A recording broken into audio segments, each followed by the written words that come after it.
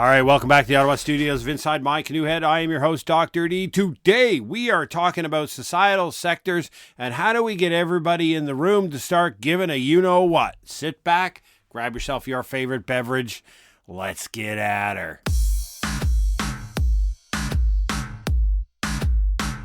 We are running down and getting close to the holidays. This is getting pretty exciting. I'm sure you're all wonderful, looking forward to maybe a little bit of time off, maybe a little bit of relaxation, or a massive increase in tension as you try to juggle 17,000 things to get them done in the next period of time. And if you're listening to this well into the future, well, you probably can resonate with what that feels like when you're literally, as we record this, being 1 week away from Christmas Day. So I had the recent opportunity to be a moderator on a panel for the International Social Capital Association. And this is my volunteer contribution outside of what I do here at the podcast. I'm on the secretary of the board of the directors of this, and it's an eclectic group of researchers and practitioners, experts, and interested people from around the world. We literally have everybody from Antarctica, and we're probably listened to down there as well.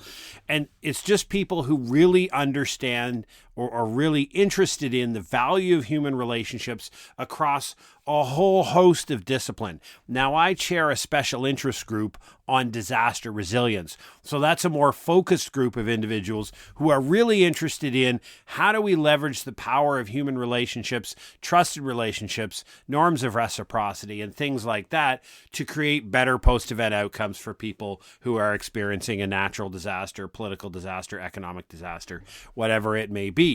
We're always looking at, we understand that the world exists in its reality, and we live in a world where there is little likelihood that significant additional monetary investments are going to be made in the field of emergency management. So based upon that, what do we do, right? How do we continue to improve our outcomes without actually investing more money? And some of that comes from our champion of human relationships. And so I had the opportunity to start. Now, this was our inaugural panel. It's kind of like, have you ever had an idea that you think will work, but you're never sure whether it will?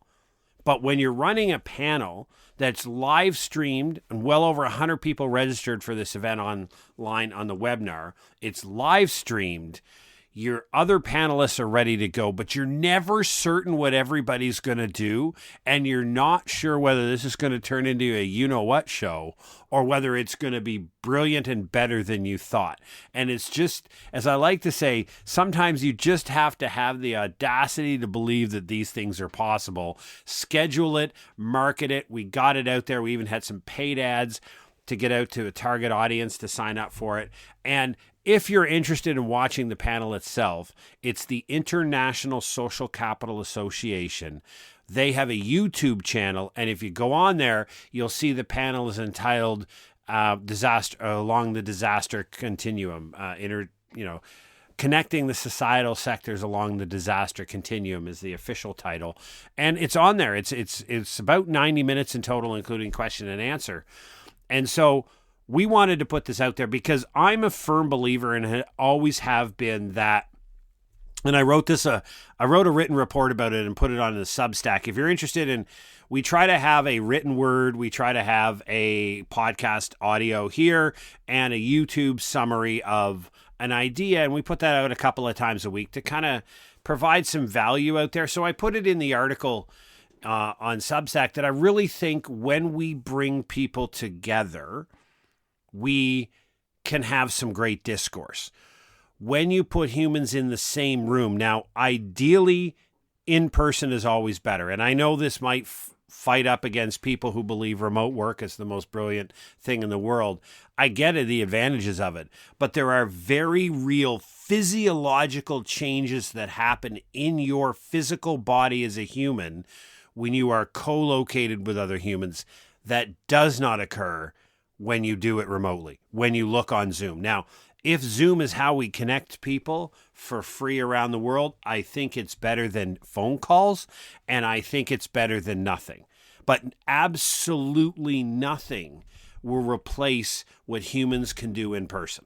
It's just not possible. It would counter the entire biological construct of the entire human animal species. So yeah, remote work is wonderful. I get it. I work remotely. My spouse works remotely. My kid works from everybody in my family works remotely, except for one of my kids who's in the Army. He doesn't work that remotely. Well, he kind of does, but it's kind of running around the woods chasing bad guys. But the whole point of it is we need to connect people more often. Right now, you are either watching or listening to this on a handheld device, or you have a handheld device that has access to the entire knowledge of our species. Full stop. And because billions of people have these devices, you can almost connect to everybody on this planet, and you can exchange whatever ideas you have across all three mediums, whether it be voice, visual, or the written word. Yet we are in the most disconnected and loneliest generation in the history of mankind. We have such a heightened degree and a number of mental health disorders directly related to our lack of connectedness, our lack of sense of belonging, and our lack of sense of place, right? We traditionally are a tribal species. When you ask people, where are you from? People today, and it's getting less and less common, but people will say, I'm from here. I identify as a person whose hometown is X. Nobody cares where you were born. That's a passport question. Where do you call a hometown? Where do you identify? Where do you have a sense of place? Where is it when you are there, you feel like you belong? Whether that be in a physical sense, from just a physiological feeling, or you're surrounded by people that you connect with and matter. And that can change throughout your life, right? I was not born on the east coast of Canada, but I'm a Blue Noser. I am a diehard Nova Scotian. I was grew up in Nova Scotia, and it is still my hometown. I don't live there right now. Life has put me into different spaces all around this country, a career in the Army. This is where the Army and I decided we'd had enough of each other. And we had, as in the U.S. terminology, we had our separation here. And I'm in the city of Ottawa for a whole bunch of other reasons. It's not my hometown. It's not where I really have a sense of place. Now, I'm building community ties here. I think it's a fun place to be. I think it's also a city where the sidewalks get rolled up and everybody goes to bed at night. It's a very chaotic city, and it's sometimes entertaining, as we're seeing in real time right now with our political crisis that's happening in our country. But you have a sense of place and a sense of belonging. And when you don't, when you can't physically identify a place where you feel like you belong, the human tribal animal, and I won't go into the physiological descriptions or all of the research that has been done in this, it directly contributes to your level of stress and anxiety. In essence, if you don't feel like you physically belong anywhere in the sense of a physical location or in a group of like-minded individuals who you have a common values with, if you don't have that, your body is actually seeking it out. Your body is getting stressed and raising anxiety and throwing all kinds of indicators to you that you are a tribal animal. You belong in a group. This idea that you're a lone wolf and you're a lone survivor and you're best on your own, that's just an expression of an inability to find a like-minded community. Now, I don't care whether you disagree with that or not. That's what the general consensus, and I say general consensus because it's not homogeneity for you researchers out there. But the general consensus is that we're a tribal species. We succeed at best when we are together. So if all of that grounding is true, the whole panel was all about the idea of keeping people together.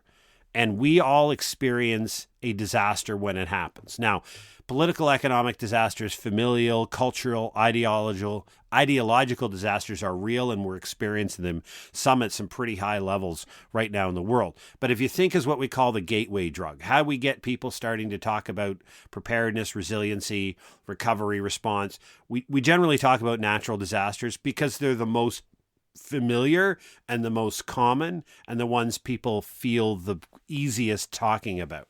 So if you have an earthquake in a city, you're all going to be affected by the earthquake, right? You're all going to have the failure of different sectors of critical infrastructure.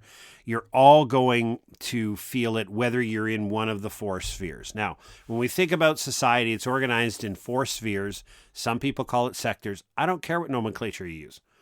We have the not-for-profit sector, which is the group of individuals who are providing services to the community in one realm or one element or one sector of society. We then have the residents themselves, often called the civil sphere or the civil sector of society. This is the people, the actual residents and their own organizations. We have the corporate sector, which is everything from my small company of Preparedness Labs Incorporated all the way up to Walmart's. And so the whole corporate presence in our communities. And then we have the government, the public sector, and that could be local, municipal, regional government, subnational or national level governments, or even in some cases, multinational and multilateral organizations, right? So all four of those spheres exist and live in the same area. So if you're, take small town America, right? Take Asheville, North Carolina, that was just had the living crap knocked out of it. Take take Tampa that got smoked by a hurricane. Pick a disaster area, and in each one of those communities, all four of those sectors conducted disaster response operations, specifically to their own sector. The government did their thing that they're mandated to do under legislation. The corporations executed their business continuity plans, and they generally have regional plans or industry level plans where, if there's 4 or 5 different companies working in an industry, they'll have an industry arrangement as how they recover or how they respond to limit the damage and how they're going to recover and get operations back up and running. The not-for-profit are ready to deal with a spike in demand for their services, whether it be feeding, housing, immediate medical assistance, that type of thing. But they also need to make sure that their own internal workings are set and ready to go. And if they are damaged internally, that they're able to be up and running. And then there's the general residents who have all kinds of varying different degrees of preparedness and resiliency, and they're conducting their own response operations in their neighborhoods. My argument for having this panel was everybody in society will begin a response operation as soon as a disaster happens. Why not get together beforehand and talk about what that looks like for you, what you intend to do as a group? Because often what we do is we figure it is the government's responsibility to execute, but the government has very little resources when it comes to manpower, physical equipment, heavy equipment. When you look at the corporate sector, the resources that are embedded in the corporate sector dwarf multiple times, sometimes exponentially greater than what rests in the public sector in the government, yet they're often left out of the conversation, right? And this is something that one of the individuals said on the panel last night, that in the United States of America, well over 90% of Americans live within 10 miles of within 100 miles of a Walmart, right? So if that many people live within that close to a Walmart, why does the government need to set up distribution centers at all for any emergency goods? Why not just use Walmart? And if you use Walmart and then the last mile delivery with local resources in that last mile logistics, in the 10 miles to people's where they are, or to get people to come to you, you've already got your entire distribution set up. But the government wants to institute its own rollout and distribution of relief supplies when corporate America, and I'm just using Walmart as an example, they're not the be-all to end-all, but corporate America already has that distribution system robustly set up with some brilliant logistics and supply chain management and operations management, highly educated individuals that have a robust distribution management system for goods all across America. And now people are expecting the government to recreate that in times of an emergency to distribute aid. And it's illogical. It's stupid, to use simplistic language, but it's illogical. But often those two organizations don't get into a discussion about how they can coordinate efforts until after the event occurs, right? It's like, does anybody in the area have heavy equipment that we could use to help clear debris? When, yeah, there's construction companies that have about 14 times the amount that your local public works does. And yeah, they'll get to go, but it's going to take you a couple of days to get that organized and bring their assets to bear. When had you had that conversation in advance and had you signed those memorandums of understanding and signed all of the things that everybody is looking for, that when the balloon went up, all you had to do was initiate the request for assistance and then get out of the way and let corporate America, corporate Canada, bring their resources to bear. That 3-day lapse in debris clearance, it wouldn't have taken 3 days. It would have been a matter of hours. And oh, by the way, you also wouldn't have evacuated all the heavy equipment operators out of town. Or what happened in one very well published set of incidents in northern Alberta and Canada during wildfire, you evacuated. People want their families to evacuate, right? So the heavy equipment operators wanted to evacuate their families off the X, as we say in the Army, safely out, take care of the families, and then they wanted to return. But they weren't allowed to return because there was a roadblock up, right? They were supposed to be part of the response organization, but nobody told the police running the roadblocks that here's a list of people that, no, we actually want you to let back into the affected disaster area so they could run the heavy equipment. Hilariously poor coordination that happened in certain areas. And so when we put that out, you realize that in the not-for-profit world, who already today, right now in your community, is providing valuable service to the vulnerable and marginalized, and they have the skill sets to be able to do that. And in times of an emergency, they can expand who they provide that service to, but they're not at the table. They're not being brought into the discussion pre-event. As FEMA likes to call it, blue sky planning.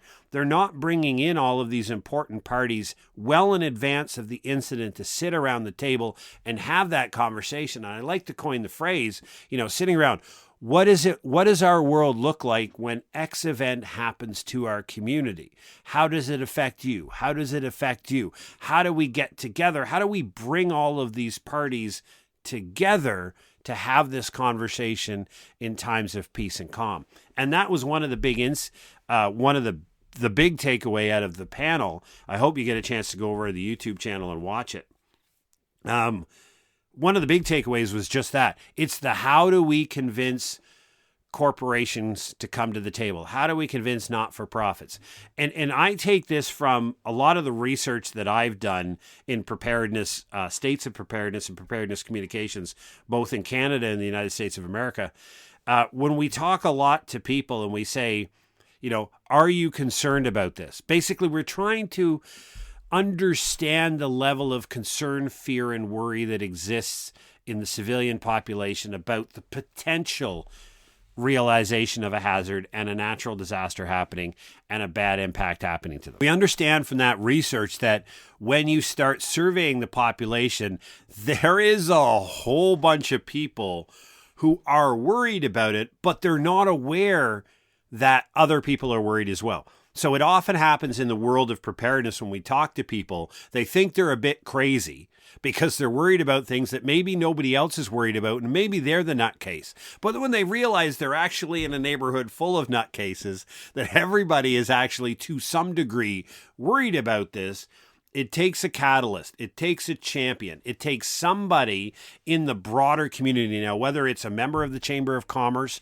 whether it's the emergency manager, whether it's the head or a real social voice in your community, or somebody from one of the service organizations in the not-for-profit world, somebody has to emerge as a champion that says, you know what? I really think this is something we got to talk about in our community. I know I'm not the only one who is concerned and thinking about this. And they put that together and they start that process. They light the match. They light the fuse. And generally, it's a pretty quick turnaround.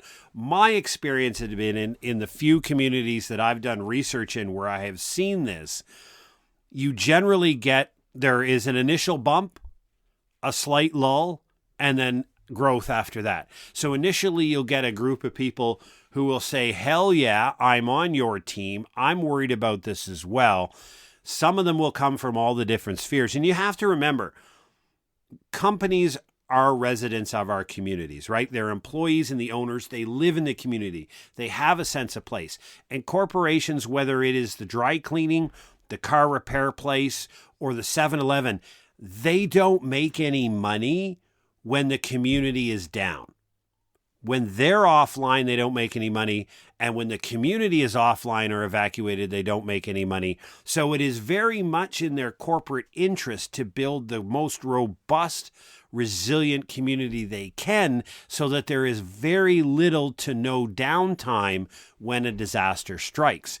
Everybody has a motivation, a personal motivation to build resiliency, to reduce the amount of downtime that exists in a community's operations due to external events that are beyond their control. Everybody has an interest in that. What we haven't done a very good job of is getting all of those people around the same table pre-event, without any event coming in the future, but just pre-event in a non-decision-making, non-authoritative body. And I say that key because as soon, and this has been tried, when you put people in a room and you're going to create policy, actual policy, you start to see lobbying efforts. And then you start to see positions being cemented, people picking winners and losers, etc. So this is never going to be we don't want to create a governing body or a decision-making body, because then people will see it for what it is. I just want to create something, and the community wanted this, and I did it, and so I'm wonderful, and look, I did everything for the community. We want to create the space where there's actual discourse, where people figure out. And there's some very real examples, and one was in a valley in British Columbia in Canada when they were facing floods, and there was, First Nations there, rural communities, urban communities, a whole bunch of organizations. They ended up creating a flood management group of 72 different organizations from all four spheres of society. It was a non-governmental, non-decision-making body that got together regularly, fairly reasonably, to talk about how they can mitigate, respond to, and recover from regular flooding events, because it was in a valley that had a pretty significant river that was important and everybody wanted to be around it. But when it flooded, it caused damage to everybody. 72 organizations around the table collectively trying to figure out how to build resiliency in the community. You can't create something better than that.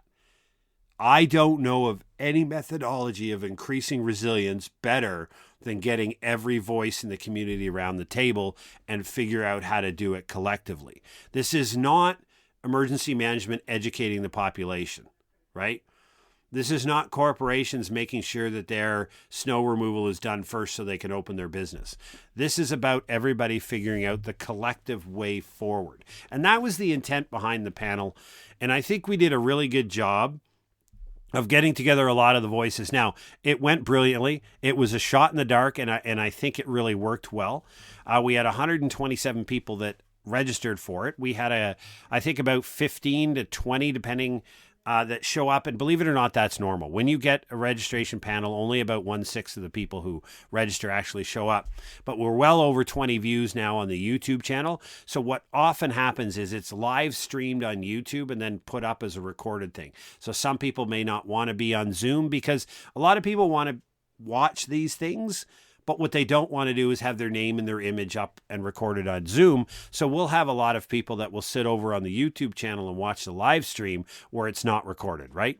They're not commenting, they're not chatting, they're just watching it on YouTube because they're very much interested but don't want to participate.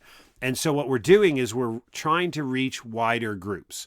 We're trying to figure out now, let's be honest, it's the 17th of December right now. I think we're all going to take some time off for some holidays.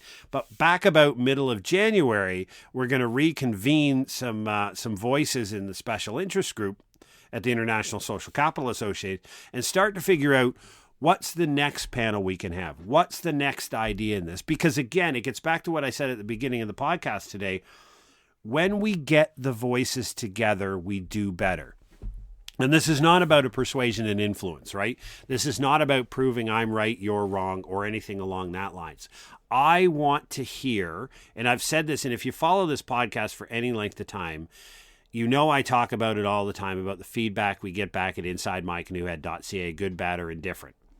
I want feedback. I want people to have different opinions than me. I want people to see different avenues to outcomes. I want people to disagree with what I think is a logical roadmap or pathway to follow going forward. Because if everybody just cheerleads, if everybody just creates an echo chamber and surrounds themselves only by people who say the same things as them and agree with their points, we get the problem we have on social media now, which is often when we hear people say we want to fight disinformation and misinformation. That's not what people generally want. People want to stop hearing people with a different opinion. They only want, because they believe the answer A is correct, and they don't want to hear other people who disagree with them. They just want to hear people that tell them that they're right. So they'll characterize things that they disagree with or that have a stark opposite opinion of them as misinformation or disinformation, because we have to do what we can to defeat those that hold a different viewpoint for us. You see it in the climate change debate. You see it in the broader environmental debate. You see it in the political field. You see it in the economic sphere. You know, if you have a viewpoint of the government's role in the economy and I have a different viewpoint and I'm arguing a point that you may not disagree with, that you do disagree with, you may want to characterize me as mis or disinformation because I'm saying something and trying to prove it and you disagree with it and your evidence says something different. We've lost the art of discourse and debate. If you've ever seen the Monk debates, and I keep saying it, whether you agree with the Monk School of Business or whatever it may be at the university in Toronto, when you look at the Monk debates, M-U-N-K, just Google it, it's a formal way of having a debate on an issue. What often people can't do here in today's modern world is sit in a room across from somebody else when they're arguing, when they're debating about a topic, right? And especially if it's something you're passionate about.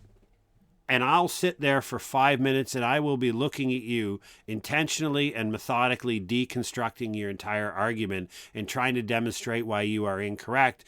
Most people are going to want to stop me right away and interject and try to speak over me and prove it. The idea of a debate is you get 5 minutes and then you be quiet. I get 5 minutes and then I'm quiet while you rebut and we go back and forth. We don't have that ability anymore. We don't want to listen to people who disagree with us. We don't want to listen to people who are actively trying to demonstrate while our heartfelt ideas may be in fact incorrect, misunderstood, whatever it may be. And because we lack that, we lack the ability or the desire to place ourselves in situations where we may be exposed to ideas we disagree with, especially online and live panels, which is why I said it in my Substack, and I think Timothy and David were fantastic panelists and agree to come along, because you have to understand, when you're on a live panel and you are live streaming something on the internet and you want to be very, very careful about what you say, and you need careful thought, except you're in a place where you don't have time for careful thought and you don't have time to pause for 20 seconds while you think about what you say. You need to be able to articulate on very short notice a number of different points without getting yourself in trouble. And a lot of people will just deviate away from that and just not be interested in engaging in that kind of discourse. So those two gentlemen absolutely should be given the thumbs up and thank you for putting themselves into the arena to be laser focused by a bunch of other people. It went really, really well. A lot of times when you're talking about issues of importance at this level, most people are cordial. Most people will understand. I have a difference of opinion on a number of people in this field, and I am unapologetically clear about what I think and why I think it and what evidence I use to come to that conclusion. But I'm also aware, and I've said this last a couple of podcasts about science, is that science by definition is simply the best of understanding as we know it now. Science is never settled. Science is always changing because we're continually doing and running experiments in the social sciences and natural sciences to better understand phenomena within the human experience and in our broader sense. And as we learn new things, what we believed used to be true may in fact in the future be proven to be untrue, but that's because the new science evolves, new information, and that contrasts with people who want to be told that science is settled. Like, this is it. There's no more discussion. I'm not debating with people on this anymore because the science is settled. This is true. Those people are part of our most significant barriers to overcome in the debate forum. There's people who are just simply grounded in, as we say in the Navy, hoisted aboard this idea, and they refuse to accept any criticism or, challenge to their current existing position. And so these are a number of things that exist that place barriers against us being able to get great discourse ongoing. So again, I'll close this out today by reminding you I desperately appreciate your comments that you send in to Inside My Canoe Head. Drop over to our website at www.insidemycanoehead.ca. Everything you need is there. Everything that we do, our link over to the parent company, Preparedness Labs Incorporated, and all that there is to offer is there as well. The ability for you to donate a cup of coffee to me, because I am fueled by wonderful black coffee, $5 Canadian and a lot less American, if you appreciate what you hear on the podcast. If you have ideas for future shows, you would love to hear me talk about X, you'd love me to get a guest on to talk about Y, whatever it may be, I can't read your mind. You need to reach out. So drop me an email. My email is right there on the website, www.insidemycanoehead.ca. Go on there. Follow us on socials. We're going to get better on the YouTube channel, I promise. It is my number one thing for the new year is to get that up and running. We're going to put more and more out there. We just have to figure out the format. I know the theory in marketing is just go ahead and do it and see what happens.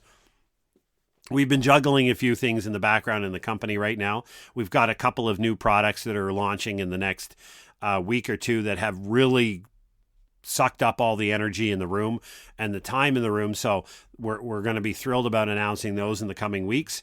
But we're going to get the video medium out there because as we see it, this podcast, the Writing on Substack, and our YouTube channel is our free contribution to the preparedness and resilience discussion going on in the wider community.